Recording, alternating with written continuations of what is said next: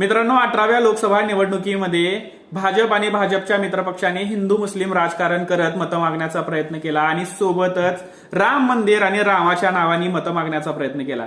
पण महाराष्ट्रामध्ये हा डाव उलटा पडला आणि त्यांच्या जागा कमी झाल्या. आता महत्वाचं आहे, विधानसभा निवडणुका ऑक्टोबरमध्ये येणार आहेत आणि मागच्या 5 वर्षाचा जर आलेख बघितला तर महायुती आणि महाविकास आघाडी या दोघांनीही काहीच कामं केलेले नाहीयेत. महायुतीने तोडाफोडीच्या राजकारणापलीकडे मागच्या 5 वर्षात काही केलं नाही आणि महाविकास आघाडीने त्यांना स्वतःला सिद्ध करायचं होतं, ते सिद्ध करण्यामध्ये व्यस्त होते. याच्या पलीकडे या दोघांनीही काहीच काम केलेलं नाहीये. आणि दुसरीकडे महायुती आणि महाविकास आघाडी या दोघांनीच ओबीसी विरुद्ध मराठा एकमेकांसमोर उभं केलेलं आहे आणि ही पूर्ण निवडणूक जातीवर जाणार आहे. कुणाची जात श्रेष्ठ आणि कुणाचं आरक्षण